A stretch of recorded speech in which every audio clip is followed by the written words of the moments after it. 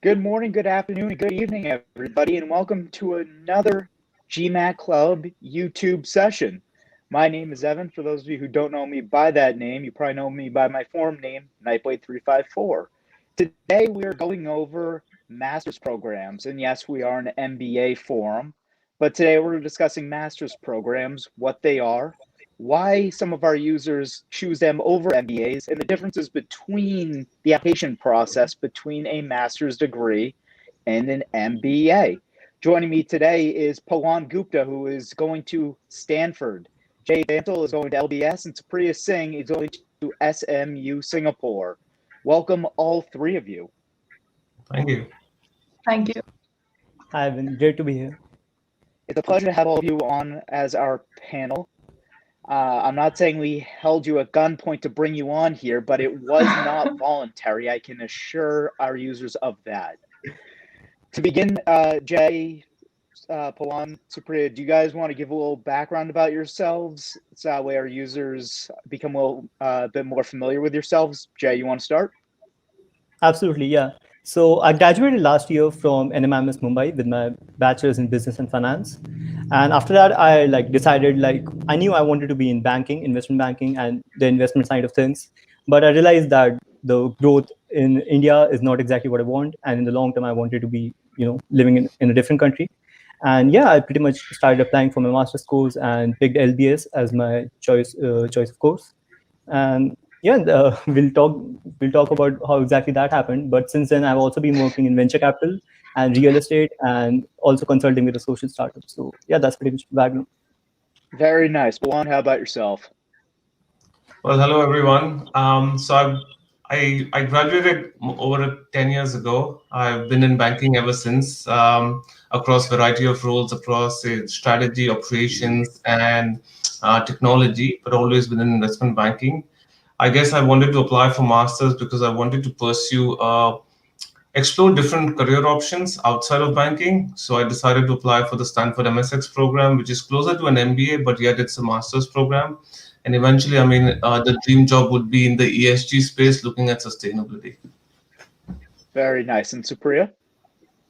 Yeah, so I did my graduation in computer science engineering. I graduated last year, and I did it from JSS Academy, Noida.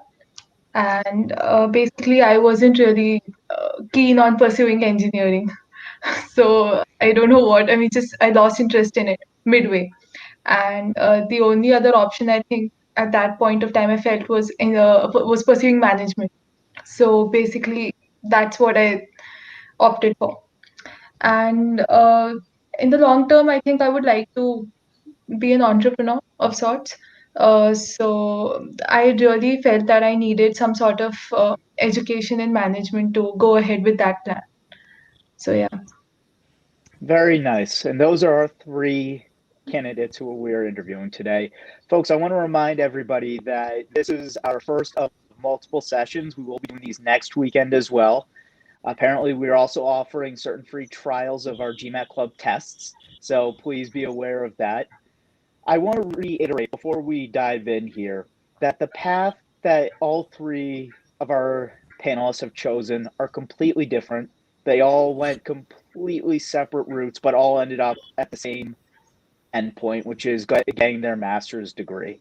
So if you feel lost, if you feel like maybe something just isn't fitting, just know and understand that given the three backgrounds here, I think it's safe to assume that no matter what, you can go and get a master's degree. I know we have members here who took the GRE, others took the GMAT. Yeah. Pawan, I'm not really sure what you took. You didn't list it. Yes, I ended up taking the GMAT as well. Okay, perfect. So my first question then to our panel is, why did one of you decide to take the GRE, and why did two of you decide to take the GMAT, and subsequently, why was that decision made to take that exam? So who would like to start? I'll go first. So basically, when I took the GRE, I did not plan on pursuing further education. So basically, I just took the GRE as sort of a backup. And at that point, I didn't know what I wanted to do. So I just wanted to like test the waters. I wasn't really sure with GMAT and GRE. I'd heard apparently the quant was easier, and the quant was like better for engineers. So, so I took the GRE because of that. And later on, when I was applying, I saw the option that you could apply either with a GRE score or a GMAT score. So the thought of taking a GMAT didn't really cross my mind post that. Very interesting. So you took the easy way out. Gotcha. All Not right. exactly. All right. So, Pawan and or Jay. So, what made you guys decide to take the GMAT? Was business school or a master's degree always on your mind? Jay, you want to go first? Yeah, sure. So for me, like I was pretty much indifferent between GRE and GMAT. So I just hovered over those websites of the master's courses that I was planning to apply for, and they had a preference. So most of the questions were answered by the websites of the school I wanted to like apply to themselves, and they pretty much like made it clear that okay, they prefer GMAT because it's easier to benchmark all the applicants, and yeah, that made it clear for me. And Pawan, similar experience with you? In my case, I had actually taken the GMAT way back in 2012, so I was a bit familiar with it. I never used it because it expired in 5 years. So I decided to just retake the GMAT, and also compared to the GMAT, the GRE sort of memorization on the verbal side. I think you have to memorize words, and I knew I'll suck at it, so I didn't bother. So I just did the GMAT. Interesting. So we had three really different reasons here. We had Supriya, who wanted to not kill herself studying. We had Jay, whose the schools sort of forced him to take the test. And we had Pawan, who said sort of the opposite of Supriya. I don't want to memorize things. I want to take the GMAT. So that is really fascinating to hear. Now, for this question is more directed at Jay and Pawan.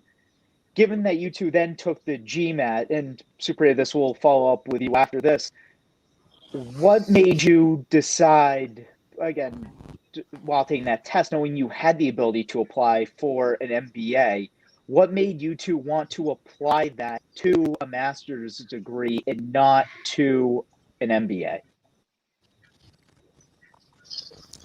So for me personally, like GMAT didn't come before my decision to apply. For me, my decision was always my career, and then deciding, okay, a master's makes sense. And once I had decided that I'm going to do a master's, then I decided, okay, let's give a GMAT, not the other way around, right? So like LBS was my target school, London Business School, and they do give an exemption for GMAT if you have a CFA level 1, which I did have. But yet I decided to give the GMAT either way. Like I felt like I can just study for 2 or 3 weeks, give my GMAT and have that in my profile. So yeah, it didn't really go like that I gave GMAT first and then applied, but rather I made a decision that this is where I want to apply, and GMAT can add to my profile. And I just, studied for a few weeks for it and gave the GMAT. Wonderful. And Pawan, how about yourself? For me, I think it was far easier in that, number one, I was looking for a school that basically I could work alongside, study alongside peers who had the same amount of experience. So that excludes most MBA programs, because most MBA programs about 4 to 7 years of work ex. I was on the far end of that, 10 plus years. For those who do not know, Pawan has about 10 plus years of work experience in banking, which is why he said that. Correct. So I eventually actually, similar to Jay, I started with the school in mind, the program in mind, and then figured out what they needed. So I only ended up applying to Stanford MSX program and just took the GMAT. Okay. So again, very different rationale behind it, but again, sort of along the lines of this is what I want to do. These are the requirements, so this is how I'm going to go about it. Supriya, since we didn't hear from you for that question, obviously, because you said you took the GRE, it was sort of a shot in the dark of, well, I'm going to take this. Let's see what grad schools I may consider in the future. And you ended up with a master's degree. Tell me about the process of going about applying to your schools that you wanted to go to, the application process. Tell us maybe about some of the essays that you had to write. Do you think they were probably similar, or do you think they were probably different to that of standard MBA students? Oh, is this directed to me? Yes, you. Okay, okay. So the essay, basically, the key feature that I had to highlight in every essay of mine was that why am I making that switch? Like, I had to convince the admissions committee that I'm an ideal candidate for a management program, and it's not that I'm confused. I genuinely want to do that. So I think that was one of the main highlights of all the essays that I wrote. The other part, I think, obviously, because like Jay said, that I did not have a GMAT score at hand, and that does put me at a certain level of disadvantage. But to make up for that, I needed to have my essays to be really sorted. Like, my essays should be brilliant. So I think that, and SMU also had the option of appearing for their own exam, the SMU 80. Like, you could either give the GRE, the GMAT, or the SMU 80. So yeah, basically. Interesting. Pawan, what was your application process like in the essays that you were writing? So the application process was quite similar to that of a business school for an MBA program, I think. Um, you had the stock standard essays. There were two of them. What matters most to you, most to you, and why Stanford. Beside that, the application form had the usual tell us about your career, jobs, responsibility, Yeah. achievements, so on and so forth. A CV and two recommendations. So it's quite Yeah. similar to an MBA application, except that I think the essays are far more vague in the sense it's very open ended. What matters most to you and why could be anything under the sun. And the second one is also the answer can be anything. Why Stanford, right? So, and it's I guess it overlaps with most of the other business school applications, but it was distinct in that it just had two essays. That's it. No more, no less. So relatively straightforward. Interesting. Now, Jay, I'll get you in a second, but Pawan, did you do any face-to-face interviews, or did you do any Zoom or Skype interviews, or was it simply applying in Supriya, you as well? Did either of you have these interviews, or was it more just apply and we'll get back to you? Well, some schools did have just like you just apply and we'll get back to you. But I appeared for the interview for SMU. So basically, there were two parts to that interview. We had a Kira talent interview, and where there were pre-recorded questions, and you had to answer them in a certain amount of time. And like you got time for prep, and then you had to prepare the question, and then you had to answer. And there were about 5 questions in that interview, and I think it lasted for like 20 minutes. After that, I had one interview, which was a face-to-face interview on Skype with the admissions committee. So yeah, and there were some All of the right. schools like where you just had to apply and they'll get back to you. Like, we did not have to, like, I did not have to face an interview. All right. So sounds similar to an MBA. Pawan, did you have a similar experience to Supriya? So just one single interview with the admissions committee. So if you're shortlisted, you apply. If you're shortlisted, you have an interview which lasts about 45 minutes, one-on-one over Skype with an admissions committee member. Yeah. And if you're in, you're in. Interesting. And Jay, I know I ignored you on that part as I circled back. So let's hear about your application essays and whether you had physical interviews or not. Well, firstly, I knew that I wanted to like live outside India and like just accelerate my career sooner. So I knew that I would not be eligible for an MBA program yet, but a master's I could definitely do. And London Business School specifically has master's courses for people like me who are recent graduates with under 2 years of experience. Yeah. So that just made sense for me, like over an MBA rather than just working in India for a longer period of time in a job that I wouldn't really like. So that's and the application process was fairly straightforward, honestly. Like LBS, from what I've heard, has a pretty good application process where they provide you all the support you need. They'll host regular information events and things like that. They had two main essays, about 300 words each, and then they had 7 or 9 supplemental essays. I wouldn't call them essays, just question, like they just had questions, and yeah, you just answer them within 50 to 100 words. Apart from that, obviously referrals and sending a GMAT score in, and then there was round 2 of an interview process where an alumni took our interview. So someone who has done Oh, my course before basically took my interview, and I think that's much better than someone from the outcome taking an interview, because an alumni really knows that, this is a kind of person I would like to see in the class, right? So that sort of perspective really helps in a business school. Very nice. Supriya, you sound like you were agreeing with a lot of what Jay was talking about. Did you want to add anything to what he was saying? basically, I think the questions are a bit more comprehensive, like on an application in comparison to an essay, like because I've done both the things. So there were questions in some, like I think in SMU, I don't really remember actually, but there were a lot of questions, I think, rather than an essay. And then I had to provide essays for some of the applications. So I felt that with the questions, you had more leeway in comparison to just a regular essay. So yeah, that's why I was agreeing with him so furiously. I understand. Now, again, you'll have to forgive my naivete as I am as unfamiliar with the master's programs as many of our users. And I wanted it Right. to be that way strictly because I wanted to sort of view this from our users' perspective who may not understand everything. So I could ask really interesting follow-up questions and potentially tease out information that maybe would seem like second nature to you guys, but not necessarily somebody on the other side of that. Yeah. And the first question that's sort of coming to my mind is how long is a master's program for finance or a master's in business, or Pawan for your MSX program? So what's the duration of these programs that you were applying to?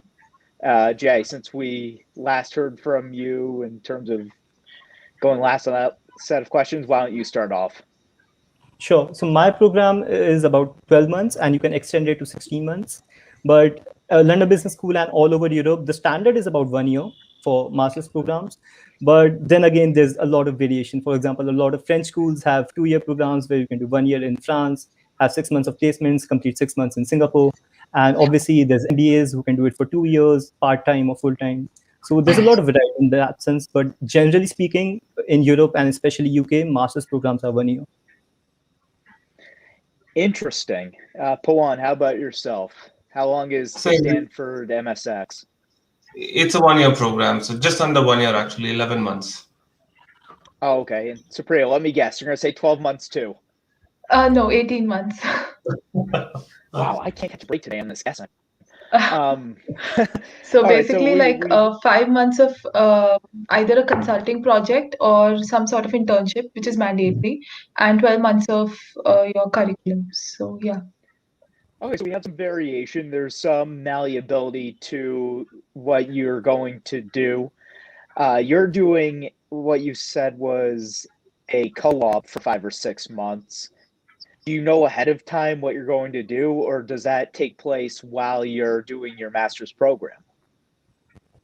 So like you have the option of either pursuing a consulting project, which will be like the university is supposed to arrange that for you, I think, or you can take up an internship in Singapore for 5 months. Or like with the consulting project, that will be for like 2.5 months, and like another 2.5 months where you'll have to intern somewhere. So that's like mandatory. So at the moment, I'm not really sure what I'll be doing because I just want to like at least have like 6 months of study before I decide as to what I want to do, whether a consulting project or like an internship. Interesting.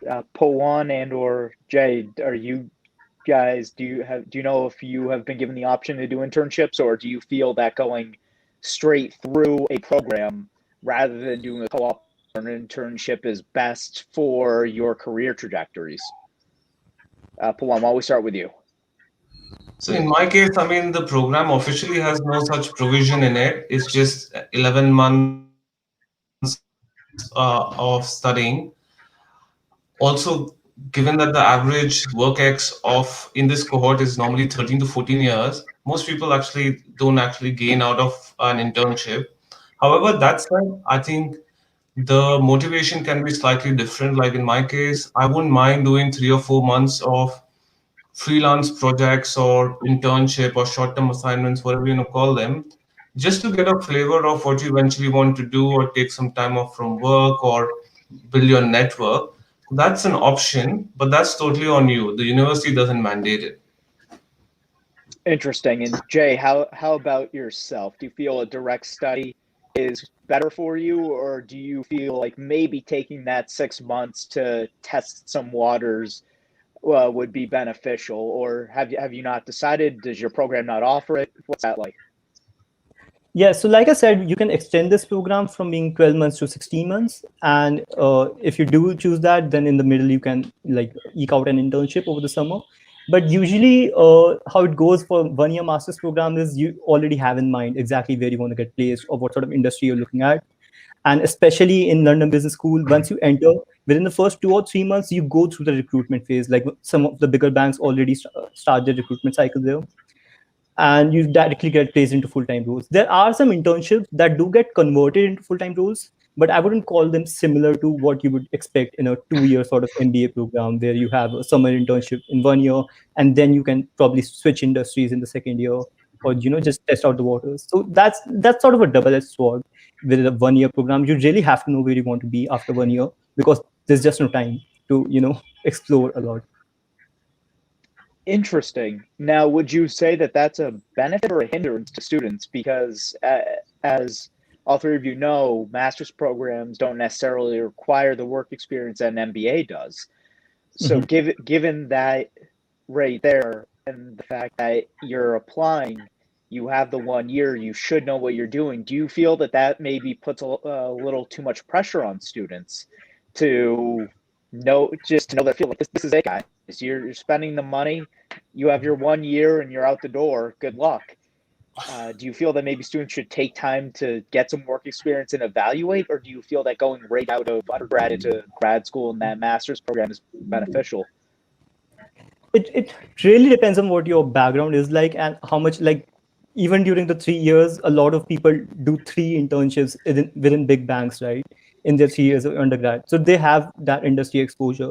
But for most people, it goes like you complete your 3 years, then you start to figure out, okay, where do I want to be? These are the industries that are, the options I have. So it highly depends on what sort of previous knowledge and background you have of the industry that you want to be in. I wouldn't say that you cannot explore in a master's program. Like, there are a lot of resources that some of the top B schools provide. For example, LBS, and this is something I've only seen at LBS, right? They've already started getting us engaged, right? So they have put out a platform for all the admits to interact with each other. They're constantly hosting career events for people to figure out, okay, these are the options that you'll have at LBS. These are the career opportunities you'll have. So even before you come to masters, even if you like straight out of your undergrad, there will be time to network and just to evaluate all the potential opportunities. So I wouldn't say it's that bad, but definitely there's merits and demerits to a 1 year course versus a 2 year course. And Pawan or Supriya, do either of you want to add to that? Pawan, Yeah, I know you did 10 years. Supriya, please go ahead. yeah, with like masters in management programs, I think it's more or less a very well balanced program. Like you have around, like in SMU, you have around 8 core subjects that you have to do and 8 electives that you can tailor your program accordingly. So I think it's a very well balanced program, and it's, I think, aimed at those people who are not really sure about what they want to do. Like they know that they want to go into management, but they're not really sure about whether it's finance or marketing or something other than those two. So, and while I was applying, also I made sure that I applied to only those programs which were well balanced and just not focus on like the reputation of the institute or maybe the rankings per se. So that was one of the key points that I focused on while I was applying. Interesting. And Pawan, how about yourself? Because I know you, unlike other two candidates, our other two panelists here, did take over a decade to decide sort of what you want to do from a graduate school standpoint. Do you feel that that benefited you so that way you could have a little more narrow scope of what you wanted to do and really focus on it? Or do you feel that 10 years ago or 8 years ago, 6 years ago, whenever, you could have applied and probably would still had the same mindset and decision making that you do now? Well, to be honest, I think what is very clear is I definitely have a better perspective as to what I want to do after having worked for 10 plus years. You get more context, you become more self aware, you know what you're like, what you're not like, what kind of people you like working with, which industries make sense, what kind of roles and what kind of tasks are you good at, right? So I actually have a very different take. I personally feel that whether it's a master's or an MBA, the fundamentals of business don't change. Accounting is accounting. Whether it's an MFA course or it's an MBA, it doesn't change, right? So these are just titles given to slightly different programs, but essentially they're teaching the same thing. So my personal views, I think it's if I had to do it all over again, I would not change anything. I would still work, perhaps not 10 years, but at least 2, 3, 4 years before making a decision. Because had I made the decision, say, 5 or 6 years ago, I certainly would have picked something that now I know I don't like. I wouldn't like doing, and it would be a wasted bullet, right? Also, I think the Hmm. second element is it's a very real thing in my view. People can disagree. It's FOMO. When you go to university, you're pulled in 50 directions. I think the ability to say no is more important than the ability to say yes, right? Yeah. What do you want to say no to? And as a fresh student, I'm just going back to my bachelor years, undergrad years, bachelor studies. I ran in 50 directions because a friend of mine said that's cool, we should try this, where actually I had no Hmm. interest. Having worked for so many years, I think you have a little more courage to, uh, face what you actually like, what you don't like, and say no to the stuff you don't like. So I have a slightly different take, but I get the sense in starting early without any experience as well. There are pros and cons, as both of them mentioned. Very interesting. Jay or Supriya, did either of you want to follow up on Pawan's commentary? Yeah, no, personally, I absolutely agree with what Pawan is saying. Like, it's very easy to get caught up within your community or maybe your friends that, okay, I've done my bachelor's, let's just go for a master's or start studying for GMAT. But there has to be a time where you take a step back and really, realize that, okay, this is what I want to do. This is the kind of career path I want to take. Because, like I said before, your career has to come before the decision to take, to go for a master's because it's a huge investment, first of all. And you can't do a master's again. Like, probably some people do twice, but it doesn't make sense, right? You should definitely first think about, okay, what sort of career direction I want to take, and then decide I want to do masters rather than just going with the friends, start studying for GMAT, and then applying to master's course here and there. Because yeah, it highly depends on where you want to be after your masters. So yeah. Interesting. Supriya, I assume you agree with everything said and No, actually, with in my case, I had already done like two internships, which were focused on sales and marketing, and there was one internship which was basically software development. So while I was interning, I realized that my heart was not into software development. So I that's why I decided to switch. And I thought there's no point of wasting any time after my undergrad. I didn't really want to just continue in what I was doing. So yeah, that's why I decided to apply early rather than just wait for 4 or 5 years, get substantial work experience, and do an MBA. Also, I felt that like that would just I don't know. I felt that like if I were to wait for 4 or 5 years and then do an MBA, I thought maybe my options post an MBA would be very limited. So that was my thought process at the time. So I don't know if I regret the decision or not. I well, you think haven't in even the started yet, so I hope you wouldn't regret it. Yeah. just to add on one thing, I think one of the ways I look at this is, in old time video games like Need for Speed or something, there used to be this concept of nitro boost. You use it and you get an acceleration for 10, 15 seconds. To me, Yeah. Yeah, master and MBA is exactly that. It's a exactly. question of Yeah. how do you want to use it. Mhm. Right. Like for me and a lot of my friends who are of my age, it was a function of we do our undergrad, we get into a job, and we just keep growing with the natural growth rate. Eventually, Mhm. when you reach a stage of stagnation or a plateau, that's when you use your nitro boost because that's when it's the most useful. If If you use it too early, you only get a slightly larger bump as opposed to what you would have got had you not done it. And also, I think now when I think back to my undergrad days, I did a business degree, a tech degree in my undergrad. There was a course called Management of People at Work. I did not understand. I did not understand the value of it at all. It was so useless. I didn't even pay attention. 10 years later, I realized the value of it. It's just that I did not have the context. I did not have the work to appreciate that they Yeah. were trying to explain it's not about who's the smartest person in the room. They were trying to say, how do you make someone who has 30 years of experience and 3 months of experience feel welcome in a team, for example? And you're just sitting there as an undergrad with no experience thinking, what's the point of this?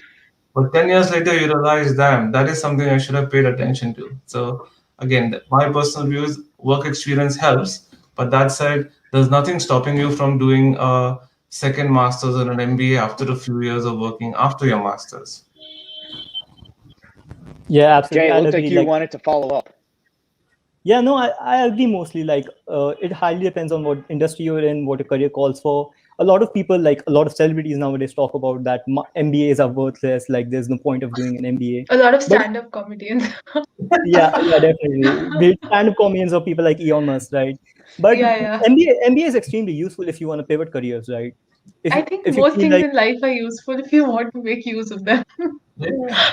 Yeah. yeah, exactly. So like same for MBAs, right? Like I'm not doing an MBA, but generally speaking, from my research, after you've been in this industry for a long time, the only reason you do an MBA is to get that sort of like break through some sort of glass ceiling or pivot your careers, and that is still required. The kind of nurturing environment and the networking that MBA is, like school will provide you is like you can't find it anywhere else.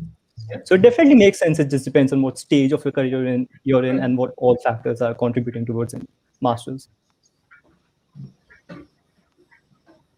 Interesting. So again, all of you have similar perspectives. All of you believe an MBA is quote unquote useless, but also quote unquote useful at the same time. Uh, which is a really good segue into my next question, which was, and Supriya, you sort of answered this already, which was, how do you feel that your master's can help you in your career moving forward? Supriya, you said it's going to be a way for you to pivot into a field that you want to actually be in. Pawan, you used the nitro booster example from Need for Speed, which I think is a great example and a great Yeah. metaphor to help accelerate you through that sort of glass ceiling of, well, I have an undergrad, but now I need that master's degree to really start moving up the corporate ladder. Jay, it sounds like you're doing it again, sort of for a different reason. You're doing it to gain experience early on to help your career. Do you feel that Pawan or potentially Supriya are wrong in that the nitrous booster made that you have to time it appropriately? Is it better to potentially do a master's degree right out of school and get that boost immediately so you can maybe leapfrog a couple of levels sort of at the base of a company? Well, you're going to hate my answer, but again, it depends. And no, I can only talk about the factors that influenced my decision, and they were basically firstly geographical change. Like I'm from India, and I want to work outside of India in a like sort of country where investment banking or the finance industry in general is much more developed, and the job opportunities are right. So geographical change was a big factor. And secondly, career progression, because there's not a lot of front office roles in India. There's more outside. So I realized that would definitely help. And yeah, just there's a sort of experience and acceleration for my career that, getting a master's done first would help me break into the roles that I want right now, rather than doing back end roles or roles that are not really relevant to what I'm going to do, but are the only options I have right now. So yeah, those are the factors that basically, contributed to me. But I definitely agree with Pawan and Supriya saying too.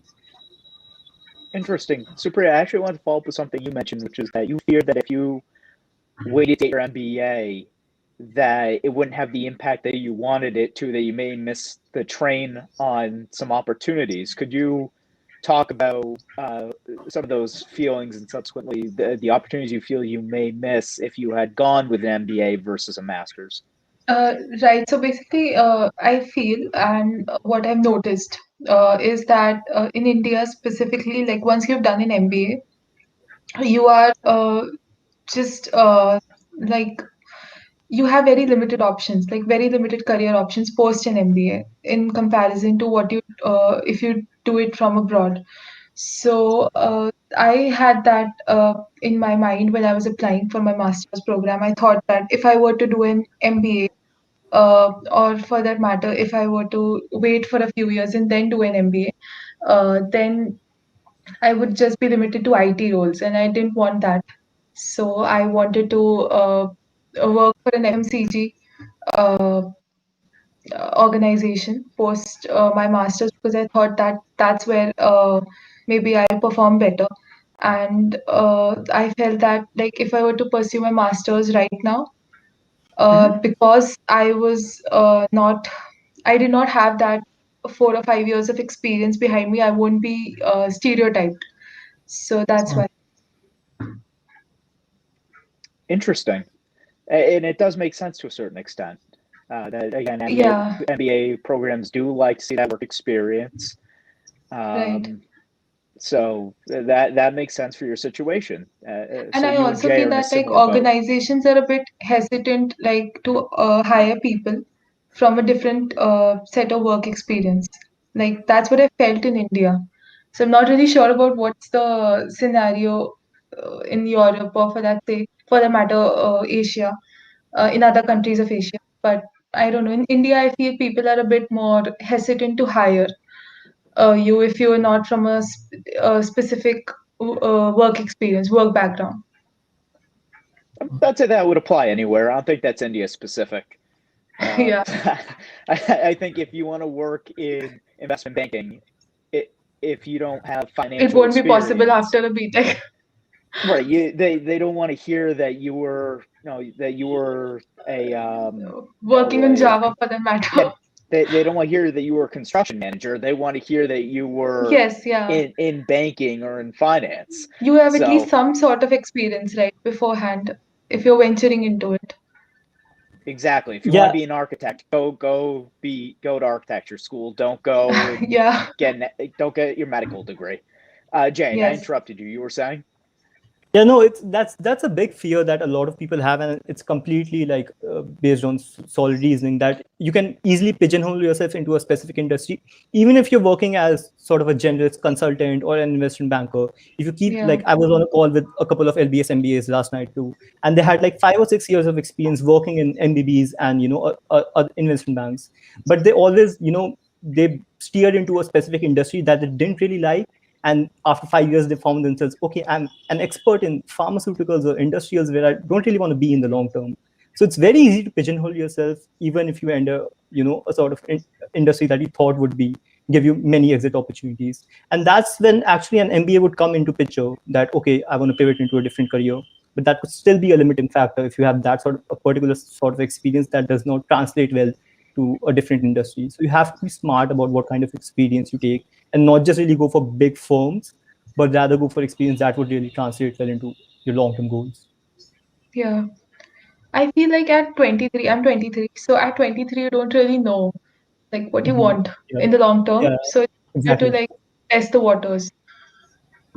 Yeah, you have to. Yeah, exactly. So that's the trade-off, right? You have to like gain experience to understand how things go. But if Yeah. you do gain experience in a certain field for a long time, it can be slightly difficult to pivot if it's a In completely fact, different industry.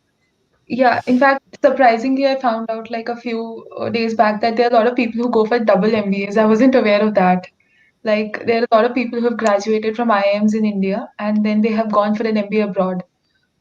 Oh Uh, yeah, yeah, absolutely, absolutely. I think that just speaks like varies on geography that people are like. I've not met anyone who's done an MBA from Stanford and also Oxford, right? Like that would make a lot of sense unless you want to switch geographies.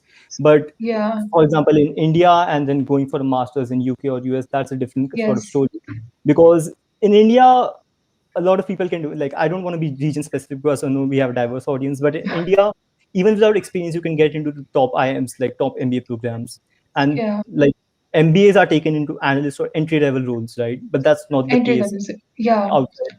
outside of India. So it really depends Yeah, on they're what mostly like most MBAs abroad are mid-career professionals. exactly. Yeah. Yeah. Pawan, you were quiet. Did you want to add anything to that discussion? I think it's interesting. I think there are different topics people spoke of, and it all makes sense. I think there are country-specific nuances for sure Mm. that have to be taken into account. For example, I did my undergrad in Singapore. The roles that you would get into after undergrad is probably at the same level or higher than what you would get after a top-tier MBA from India. And that is, in my view, on an effort A basis, major leap. yeah, on an effort basis, it's unfair to the people in India because I feel that Yeah. they've had to work so much harder to actually be in the top 2-3%, whatever that number is, to get those same roles. So essentially, what's happening is, let's say I graduated in Singapore, with an undergrad, someone graduates in India with an MBA. Both of us start in the same firm at the same seniority. I basically have the benefit of getting 5 years of experience and then going and doing my MBA, which gives me a further boost. That person is already exhausted. Let's assume you can only do one MBA. There's a law, okay? That person has exhausted his or her options. So that is a country specific nuance. But if you go outside of India and few other similar countries, you will find the general route is you do your undergrad in a specific but broad area, then you go and try different roles Yeah. across 2 year stints of maybe 2 2 year stints, and then you see what you like, what you not like. And I think at that point it's more important to disconfirm what you don't like or disconfirm what are the things you don't want to do, then actually know what you want to do, and then go do a generic MBA, and then meet people there and figure out what you want to do next. So that's point number one. Point number two, I would say, is comes back to the same question of experience and what do you want to use your degree for. A lot of people also, I think it's important to note, vast majority of people do it for a career boost, but there is a significant minority that also does it for intellectual curiosity. The degree itself is an end. There is no ulterior objective. I just want to go and study and come back to my same firm and do the same job. I'm happy with it, but I just want to take a break. And I would say that is not necessarily my objective, but if that were to happen, I would be okay with it. I would be okay with it because it's also a break from just working nonstop. So just those 2 points. Absolutely. Interesting. I'll have to just to take Pawan's point forward. Like a lot of time when I talk to people, everyone has their own biases, right? So I always talk about, okay, think about a career first and only apply to the top universities so that you have the right employment opportunities. But a lot of people just want to go abroad and have the sort of culture exposure, that international exposure, and just come back, right? So there can be lot of different reasons that you're going for a master's, and you have to take them into account before just going off any rankings and picking the best ones. Like any master program can work for you depending on your goals. I think that's a very messed up approach to just look at the rankings and then, Yeah, just apply yeah. accordingly. I think you should take some time and analyze the curriculum also. Like most people don't do that. Yeah. Specifically, I felt that in like my peers also, like most of them were just focused on looking at the rankings, Financial Times rankings or QS rankings, and accordingly just make a decision. But I think even me, for that matter, I wasn't very keen on applying it in SMU because the rankings are pretty low. Like it's a very new program, and but when I just analyzed the curriculum, I was very impressed. I was particularly impressed with the fact that they have a mandatory 5 month internship, which most programs don't, apart from the ones in France. Like they ask for a 1 year internship, which is mandatory. So I felt that like most people are not really sure about what they want. They just do a master's program or an MBA for the heck of it. So don't do that. I feel that's just not the right approach to things. Very interesting. Again, so I'm glad we've been able to tease out these ideas a little bit more and clarify a couple of things, because I think it gives really great context to all the decisions that you've made, each of you have made to get to this point in time. So kudos. It sounds like there was a lot of thinking that went into this. Supriya and Jay, this next question is directed at you two, Pawan. I don't think it applies, unfortunately. Would either of you to consider an MBA post your master's program, let's say 4 or 5 years down the road, and you have more work experience, you've sort of solidified in your field, would you then consider getting an MBA? Yeah, I would most definitely because I don't know. I don't know right now what I can and cannot do. At the moment, I don't know. So definitely, I'll be considering an MBA in the future after I've settled Interesting. into my career. Yeah. Very nice. How Yeah, about you, Jay? at least not in the next 5 years or Yeah, potentially not next ever. 5 years. Like Yeah. it's like not something I'm planning at all. But you never know, right? For example, if I'm at a very late stage in my career, at a senior director level positions, a lot of companies have their directors do an executive MBA. So, Yeah. for example, if I'm working in London, a lot of directors in investment banking are doing executive MBA. So it really depends on what the role calls for, and firm to firm also have their own preferences. Some firms like to have that sort of MBA predict sort of in their lineup of executives. So it would depend, but definitely not in the next 5 years or something. After a long time, probably if it's required by the place that I'm working in. Interesting. And again, I ask that strictly because I know that maybe some of our users fear that if they get a master's in something, master's in finance, master's in accounting, you name it, maybe they get pigeonholed and they feel that the master's degree can't get them to that spot that they want to get to. Pawan, would you feel that that is maybe an over exaggeration to a certain extent, that those worries are maybe overblown? I think, to be honest, what you say is, practically speaking, what you say is true. To me, logically there should be no difference between an MBA and a master's, because both are actually masters. One is a Yes, they master's are. of administration, the master's of financial analysis. Doesn't matter. You're basically building expertise in a particular area, but that's not the practical side of things. The practical side is definitely a worry that masters means specialization, MBA somehow means generalization, and people are caught up in that. And it definitely is the way people hire right now, right? So if you do a master's in, say, finance, tomorrow you want to do strategy or, say, finance for Google, you can't do it with a master's of finance per se, because you need an MBA for that. You need an MBA for that, even though you may have learned the same thing in an MFA program, whatever it's called, right?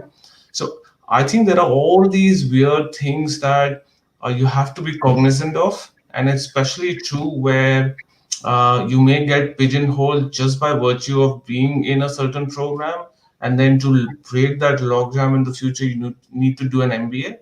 But I do feel that there is a simpler, more cost-efficient way of breaking that jinx, which is just speak to people. Just speak to people, and when I say speak to people, don't go too wide. Go deep, right?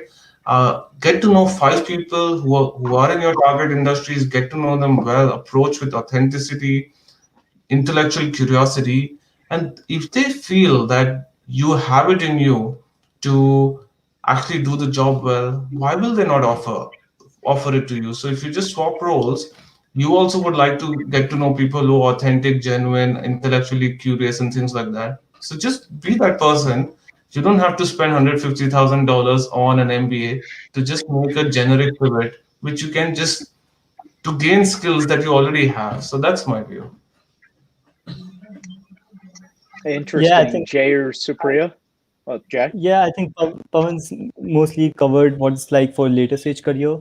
The industry really values MBA, like it or not. Things are Yeah, changing, right? But definitely. the industry There's values a MBAs over there's a even. wide disparity in pay also, I feel. Yeah, yeah. Like like post and masters in management program, you don't get the same kind of pay that an MBA graduate will get. Oh, And yeah, Yeah, I think the reason behind that is just the experience that you have. Master's in management by nature is an early careers program, so it Yeah. can't really be compared with an MBA and the exit opportunities you get. But like I just like to reflect on what Pawan said about research and talking to people. I think like beyond anything else, that's the one thing I advise people, because even your original question was, would doing a master's in finance instead of maybe a different like specialization like marketing or HR would limit your options, right? You can find that out by just looking at employment reports on the university's website, On the like university website, yeah. LBS, for example. A lot of universities have employment reports. You can look at who the employers are, where exactly people end up, talk to alumni, talk to students. If you have that sort of research nailed down, you'll really be able to tell that, okay, these are the options like I will have and I won't have after doing this specialization. Very good point. Supriya, did you want to add anything else to that? No, I think I agree with what both of them said, that I think with a specialized master's degree, you already have a sort of uh, picture of what you want to do. And with a more generalized master's degree, you are sort of just venturing out into the industry for the first time. And like with a specialized master's, you sort of have an idea. Like, for example, for the master's in finance, you know that you want to work in finance. And even the employers are sort of aware of the fact that you've made a conscious choice and it wasn't imposed or down on you. So with a generalized master's degree, I think you have a lot more options, and you can also do a specialized master's after it if you want. So yeah. But also Interesting. just to add from an employer's point of view, practically what actually happens on the ground is I think most people don't end up thinking about it because it's not so public.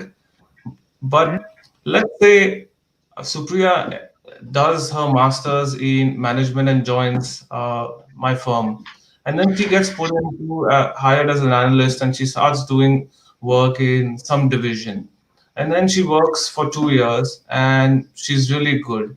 I'm the hiring manager. I I'm her manager. She comes to me after 2 years and says, "You know what? I really like doing this. There are components I like. I want to do this thing in my next role. Slightly related, but slightly different." Yeah. At that point of actually referring her internally within the firm, I will actually not care what she has studied.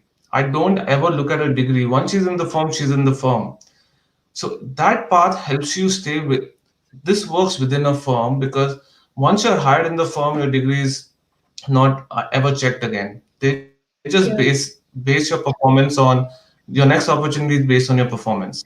I think this kind of hindrance of which degree you have done is, I think, very specific to certain industries. Like the finance industry is notorious for it for no Yeah. rhyme or reason. The consulting industry is notorious for it for no rhyme or reason. I know people without any degree who can do far better job than people with two MBAs. But Mhm. that is not considered. So I think that is something people should keep in mind. That if I intend to today, I think I like to be in finance industry, and I think a master's of finance is the right choice for me. Go for it. Don't fear being in a tight box, because once you're in the firm, if you It want to doesn't do matter. something slightly different, the firm will make everything possible. They will try their very best to place you, and eventually you can start off here. You can end up somewhere else within the same firm, and from there you can just make a lateral move to another firm, which would not be possible had you not done an MBA to actually get into that position. So also bear that in mind that doing a master doesn't exclude you from roles. You just have to be sensible about the way you progress to your role as you discover what you like. Yeah. Just to chime in, I think what Pawan is talking about is like the name, the university's prestige overshadowing, like or overtaking the exact specialization that you're doing. For example, a lot of Harvard grads will have every opportunity open for them within the US, no Yeah. matter whether they're studying history or geography. Mhm. LSE, for example, almost everyone who's in LSE, it's a running joke, right? Wants to get into investment banking. Doesn't matter if they're doing accounting or economics or studying psychology, right? They'll have that exit opportunity just because LSE's that historic placements and that sort of prestige and the learning environment, right? So after you've graduated from some place like IIMs or LSE or LBS or Harvard, you're an Harvard grad. You're not a Harvard bachelor's in this or that. You're a Harvard grad, right? So that also matters a lot. Exactly what university that you're going into, and like down the line, what sort of prestige it would, that same university's name, the doors it would open for you. Yeah, and once like you are in an organization, it doesn't really matter. It doesn't really matter what you've done. It just boils down to how capable you are. Yeah, But Excellent point if you made. have to make, yeah, but if you have to make a career switch, then your degree does like play into the picture. Of course. So we've about 5 minutes left, and what I want to do to wrap up, we did have some questions. Unfortunately, to those who are watching who did submit questions, nobody here is a consultant, myself included. So I don't feel that we could answer your questions appropriately. If you want to go on GMAT Club, we do have a forum that is monitored by not admissions, by consultant experts, and they can probably answer your question about admissions chances and everything along those lines. So I encourage you to go out to our website. But what I want to do to wrap up, and we can sort of go in reverse order of how we started. And so I'll start with Supriya, and then Pawan, go to you, and Jay, you can wrap us up here.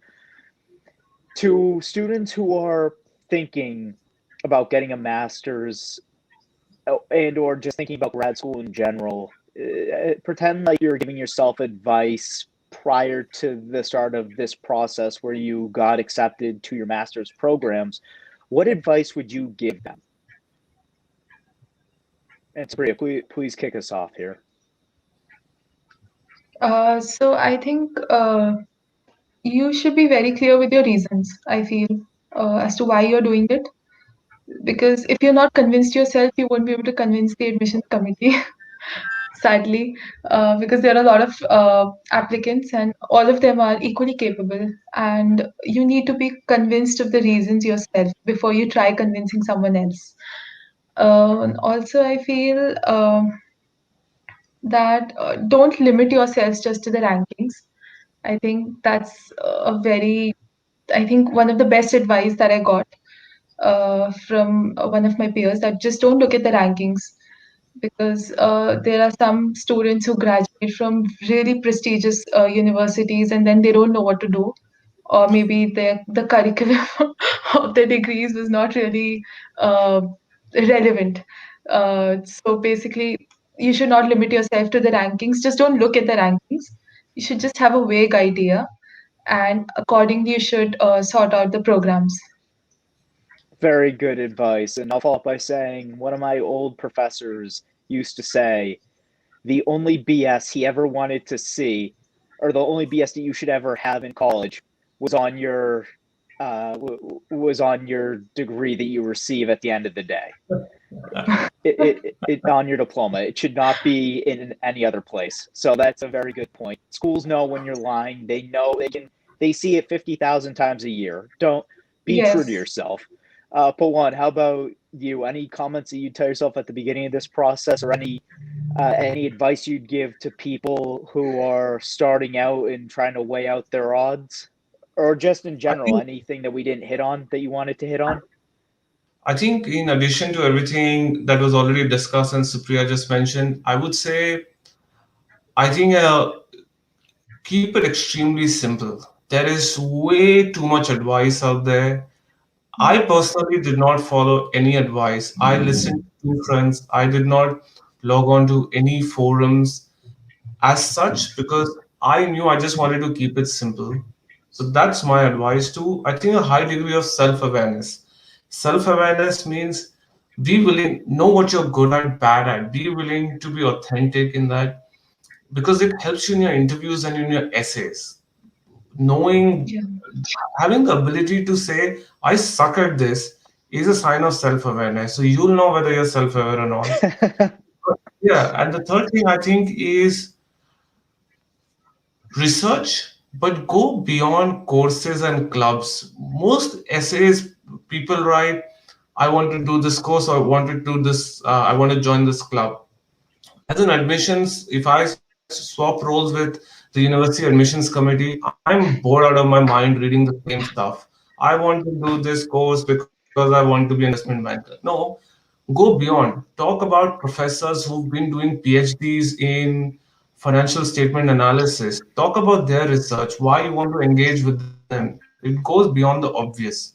And the last thing I would say is, I think there is just too much regiment around stuff like, I need a month to write my application. No, you don't. I wrote my Stanford application in a week. It doesn't have to take a month. No one said that to write 300 words and need 20 iterations. No, if you think it's right, it can be done. Truth be told, it can be done in a day. It can be done in a day. So to arrive at that state, I think spend 90% of your time thinking. Once you've arrived at the answer in your mind, take 10% of the time to write. That's what I did. It worked for me. People can differ, but that's my advice. Very good. And Jay, last but not least. Yeah, it's tough to follow up on that because Pawan really covered everything that I ever talk about. But like like I'll just talk about my process for LBS. In short, the reason I made it in LBS was my first choice and the only place I applied. The reason I made it in is because I didn't get sucked into the entire process of studying for GMAT for months or years, or like thinking about like talking to too many consultants or getting sucked into the commercial side of doing a master's, right? I researched, and that is the one thing that I would tell everyone, every phase of it, keep it simple, but definitely research the hell out of whatever university you're applying to, and it will show. I promise you, it will show. If you talk to students, alumni, professors, professionals working in a geography in that industry, it will show. It will make your ambitions and reasons for applying to that course very clear to yourself and to the admissions committee. So make sure you research, reach out to people. It might feel like, cheesy and you might be ashamed, but you have to do it. Reach out to people, use LinkedIn, and build that sort of commercial acumen, and that will definitely help you down the line. All right, I would great like advice. to add something to what Pawan Yeah, said. please. Yeah, so basically, while I was applying, and in SMU, they have this like in the interview, the admissions, the program manager, he was very upfront and he said that what if you get better opportunities, so will you go there, will you go to some other school, or will you join us? So I was very honest at that point of time. I said that if I get a call from Imperial, or definitely I'll be going to Imperial. I didn't lie. At that point I didn't feel that it would be very uh, wise to lie at that point, because even the admissions committee knows that where you're coming from. So basically, you have to be very true to yourself. Just project your real self onto your application, and you'll make it in. Again, really good advice. What I'm hearing is no BS, keeping it simple, do Yes, some research, and everything else will hopefully play out work the out. way you want it to. Yeah. We do have one person asking if they can friend you guys on LinkedIn and follow up. Do you all feel, you can say yes or no, that people can reach out to you for advice on LinkedIn if they want to connect? No, I'm just kidding. Of course. All right, so Yeah, no, nuances, absolutely, Yes, yes. Jay, Yeah, definitely. Supriya, excellent. You see, that's called peer pressure, ladies and gentlemen, and that's groupthink. That's herd mentality. One says yes, and then the second says yes. Well, the third one's definitely going to say yes. So wonderful. So I'm sorry. I'm just I'm a stupid American. I don't want to pronounce your name and botch it and embarrass myself on YouTube. So to Mr. or Mrs. Shaw, whatever gender you may be and however you pronounce your first name, please reach out to our panelists and they'd be more than happy to respond to you. To everyone who stuck around, thank you so much. This was sort of a test of sorts. I think it went decently well. I don't know if our panelists would agree, but I want to say this went okay. We went an hour, and as somebody who has no idea about master's programs, I'm not going to lie, I didn't think we could get there. So this this exceeded my expectations, but we'll run this up to the big guys upstairs and see if they agree. Thank you, everybody, so much for joining us on this lovely Sunday. Enjoy the rest of your weekend, and please join us for the rest of our sessions if you felt this was helpful.